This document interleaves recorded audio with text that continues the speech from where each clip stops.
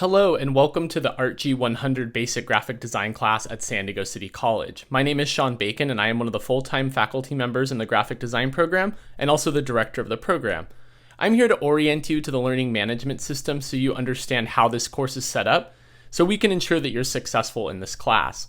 As the director of the program, I'm also here as a resource for you. You are welcome to get in touch with me if you have any questions about the program, outcomes, portfolio, schedule, course sequencing, certificates, graduation, anything of that nature. I'm here to support you as best I can. But we wanted to go through how this course is set up so you know where to find things and you know how to absorb the material in this class. So we're in student mode here, so this should look very close to how it looks on your screen. And we're currently at the home page of this course. So you'll notice right at the top we have the recent announcements. Nothing is here right now, but as announcements are posted, they'll appear here. The 3 most recent announcements will be right there on the homepage for you, and those are really important. Those are announcements that you want to read because that's really the only way and one of the most important ways that your instructor will be communicating with you about what you are doing in the class, what is expected of you, potentially changes that are happening to the course or the assignments that you're working on. And so it's vital that you read that communication as it is the most direct way that your instructor can get you that information. These announcements also can be emailed to your email address, so you might also want to check the settings in Canvas and how that is set up. I believe it defaults to the announcements being emailed to you as soon as they're posted, but you might want to look at how those settings are set up so that you are getting this communication in the way that you want to receive it. They also will be sent to your SDCCD email address. So if that is not something you check on a regular basis and you want to read announcements through email, you may want to forward your SDCCD email so that it goes to an email address that you read actively. I think these announcements are vital to your success and important that you read. They also have a very handy task list at the end of each one that goes over what you're working on that week and what you need to accomplish to really complete everything for that week in the course. As I scroll down this page, you'll see information about your instructor, their email, potentially office hours. Not all of our instructors hold office hours, but quite a few do. If those are virtual, the Zoom link will be listed for you as well. Office hours can be a great time to have some face-to-face communication with your instructor and get questions answered live. We have the orientation video, which we're watching now, as well as the syllabus. There's information about the textbooks. This is a course where we have textbooks on reserve for you in the library. So if you are able to access our library on campus in downtown San Diego, you can go and actually borrow the textbook for the duration of the semester at no charge. This is a great resource that we want you to take advantage of if you are able to, and this hopefully should alleviate some of the cost of purchasing textbooks for our students. Here's a link to the City College Graphic Design website. We run a pretty extensive website specific to our program, which can really help you learn more about our program and what we do. If we go there, you'll notice that there is a link to our portfolio class. This is a link that shows work from the most recent graduates of our program. There's examples of work from former students that were done in intermediate and advanced classes in our student gallery. This will give you an idea of what's coming and the kind of work that you might build with us.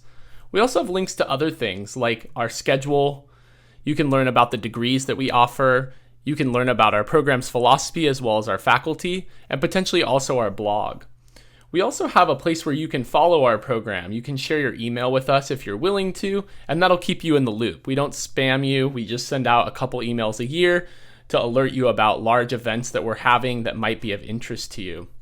We're also really active on social media. We have a pretty active Pinterest that you could follow. There are boards there specific to projects in our classes. Some of them are for this class in particular, but they are for other classes as well, particularly at the intermediate and advanced level. We're also extremely active on Instagram. This can be a great way to get in touch with our program, to join our community, even if you're virtual. We have a really active and vibrant community at City College Graphic Design, and sometimes that can be hard to tap into when you're in an online course. So you're welcome to follow us here, see the events that we run. We try to run some of them virtually as well as on campus, and you as a student in our classes are welcome to attend and go to any of those that you're able to. And this is really the best way to find out about them. We'll be posting them here, and you can communicate with our channel here if you have any questions about the events that we run at all. But we encourage you to give us a follow so that you can tap into our vibrant community and really get involved with the things that we're doing. So if we come back to the homepage of the course, we then have some information about Open Lab. We run an extensive open lab. This is a time for you to get help. Obviously, your instructor is here to help you, but we also have 2 lab technicians on staff that are here to help you as well, Donovan Salazar and Eugene Brown. Open Lab is run on campus in AH 405, but it's also virtual. If you can't make it onto our campus and you can't meet with them in person, you're welcome to also email them. Their contact information is here, and they'll set up a time to work with you remotely as well. That can be through phone, email, Zoom, FaceTime, Skype, whatever modality you prefer. But these are people that are really here to help you and really understand the software, how computers operate, the assignments that you'll be doing. So they can help you with almost anything. Maybe you're having trouble setting up your Adobe, that's something else that they could help you with. And you'll see the hours listed here. So they're pretty extensive, and as long as these hours are active, they should be available to get in touch with you. If you do email them, you want to send them your first name, last name, the class and instructor, that information that's listed here, so they know where you're from and they can start to prep to help you. At the bottom here, we have some information about Canvas.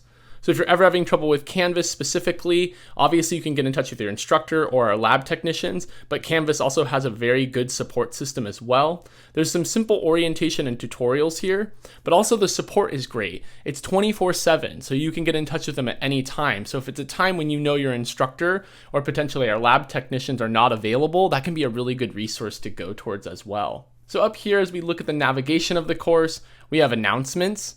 So we looked at the recent announcements already. This class works on an adaptive release model. So things will appear over time. You might not see everything at once. We don't want to overwhelm you, but as the course progresses, things will start to appear, and that does include announcements. So if you want to look at an announcement that's older, that wouldn't be on the homepage of the course, this is a place that you could go back and look at that. We can go to the syllabus. This is a place where you can learn more about the course. There is a course summary here, which has due dates for you, which are really useful. Those load into the calendar as well. But there's also a PDF document that your instructor should put here that goes over all of the expectations of the class.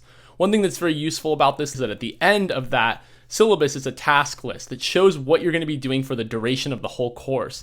So if you want to get ahead and you want to know what's happening in a certain week in the class, you can scroll to the end and you'll find a place where you are able to see everything that will be happening week to week.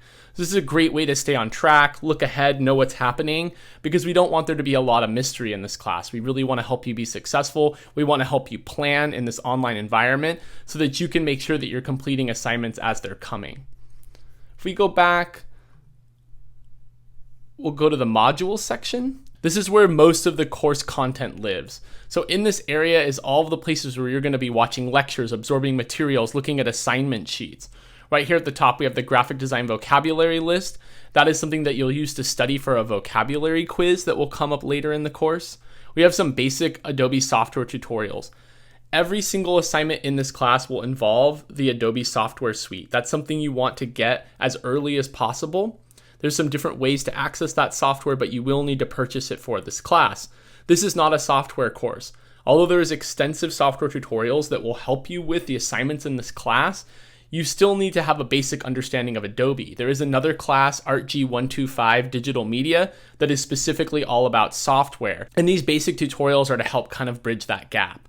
This will help you if you're really unfamiliar with the software. It'll go over some of the basics, although I think you'll be just fine if you watch a few of these and then potentially follow along in the software tutorials that are provided for you for each assignment. Then we have the actual modules. These go over each section of the course and what's required of you. So if I click in here to Visual Principles Part 1, you'll learn a little bit about what you need to do. There's the actual assignment instructions, so you can download these and learn about the instructions. This one has a rule guide. There's a lot of rules for this specific assignment, so there's an additional file here which goes over the rules. There are templates for you. A lot of our assignments have specific templates that you need to download and use. This one is for the sketching. This one is actually for the digital compositions that you'll be doing. So those resources for each assignment are in each module. We have some previous project examples for you if you want to see what a student did before, get a little visual of what the assignment's all about, and then probably most importantly, the lectures. We always provide a PDF for you, but the PDF is not enough. You need the narration of the actual lecture to really understand the material. So it's very important that you watch these videos. They're all on YouTube. There's even a playlist on YouTube of all of the ARTG 100 lectures. You're welcome to follow us or subscribe to our channel if that's helpful to you. This one has a visual rules explanation. So the rule sheet that was up above, there's also a video explaining that and narrating over it so you can understand these rules. And then as promised, there's always a software tutorial. So this software tutorial walks you through exactly what you need to do in the template file provided to complete this assignment and be successful on this assignment. And all of the modules are laid out in this exact same way. Some of them might not have all of these materials, not all of them have a rule sheet, but they'll always have an assignment sheet. They'll always have templates if you need them. They'll have examples, and they'll have lectures and tutorials that you can follow. Now, if I go over to the assignment section, this is where you'll turn in most assignments. The large final due dates are here. You'll come into these areas like Visual Principles Part 1, and this is where you will upload your entire file for grading. In here also are the discussions and the quizzes as well, but you can access those through discussions and quizzes on this side too. There are a lot of discussions that you'll be participating in. This is the way that you can communicate with your fellow peers, get feedback, learn a little bit about what they're doing on their assignments, and instructors will often comment on those discussions as well, but those are required and there are due dates for those along the way as well. The quizzes, again, are along the way. The first one is the syllabus quiz, which needs to be taken before the add drop date. It's very important. It's a very simple quiz. You can also take it as many times as you want to ensure that you get a full score. Later on in the semester is the vocabulary quiz, which will come up. But this is mostly where you will come to submit large final assignments. So they're in here for you. They do not open until just before the assignment is due. So you can't turn things in too early, but usually there's a few days before the due date. If you finish something, you can submit it here and then it will go to your instructor for grading. Again, here's the discussion section where there are all the discussions. Some of these will release later on as you need them, but again, these are places where you'll be communicating with your peers, putting your sketches or your process work so that you can get feedback on it. This is where you can come to take quizzes. So you'll come in here and participate in the quizzes. The first one is that syllabus quiz, which will be open at the beginning of the class, and that vocabulary quiz will open up later on in the course. You can come and check your grades. We try our best to grade as quickly as possible along the way, so you always have an idea of where you're at in the course. If you ever have a question, you can always email your instructor, but this is where you can come and see your scores and see your grades.